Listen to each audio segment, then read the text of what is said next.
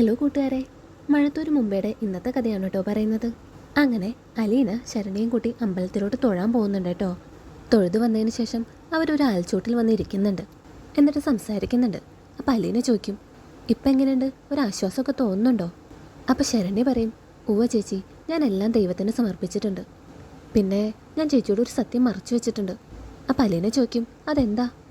അങ്ങനെ ശരണ്യ ആ സത്യം പറയാണ് കേട്ടോ, രോഹിത് അവളെ ഉപദ്രവിച്ചിട്ടില്ലാന്ന്. അത് കേട്ടതും അലീന ആകെ ഷോക്കാവുന്നുണ്ട്. അപ്പോൾ ശരണ്യ പറയും, ഞാൻ ഇതൊക്കെ പോലീസിനോടും വീട്ടുകാരോടും എല്ലാവരോടും പറഞ്ഞതാ. പക്ഷെ അവർ പറഞ്ഞു കേസിന് ബലം കിട്ടാൻ 4ാമത്തെ പ്രതിയും കൂടി വേണമെന്ന്.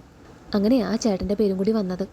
എന്നിട്ട് ശരണ്യ അലീനോട് ചോദിക്കും, ഞാൻ ചെയ്തത് തെറ്റായി പോയോ ചേച്ചി?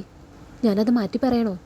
അത് കേൾക്കുമ്പോൾ അലീന പറയൂട്ടോ, നിന്റെ മനസ്സാക്ഷിക്ക് എന്താണോ തോന്നുന്നത് അതുപോലെ ചെയ്താൽ മതി.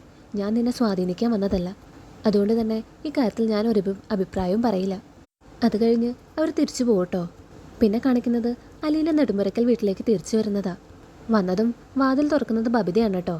ബബിത ആവശ്യമില്ലാതെ അനിലിനോട് ചൂടാവുന്നുണ്ട്. അലീനയാണെങ്കിൽ അതൊന്നും ശ്രദ്ധിക്കുന്നില്ല കേട്ടോ. അലീനയുടെ മനസ്സിൽ മുഴുവൻ ശരണ്യ പറഞ്ഞ കാര്യങ്ങളാണ്. അതെങ്ങനെയെങ്കിലും ബാലചന്ദ്രനെ അറിയിക്കണം എന്നുള്ള ഒറ്റ കാര്യം മാത്രമേ അലീനയുടെ മനസ്സിലുള്ളൂ. അങ്ങനെ അലീന ബാലേന്ദ്രനെ വിളിക്കുന്നുണ്ട്. അങ്ങനെ അവിടെ പോയ വിശേഷങ്ങളൊക്കെ ചോദിച്ചറിയുന്നുണ്ട് കേട്ടോ ബാലേന്ദ്രൻ. അപ്പം അലീന പറയും, എനിക്ക് അച്ഛനോടൊരു കാര്യം പറയാനുണ്ട്.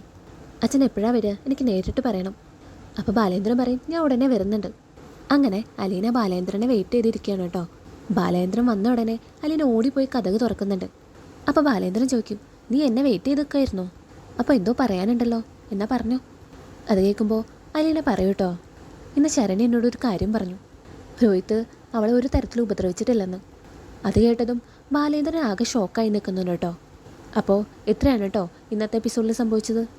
കൂടുതൽ സീരിയൽ അപ്ഡേറ്റ്സിനായി ഈ ചാനൽ സബ്സ്ക്രൈബ് ചെയ്യുക.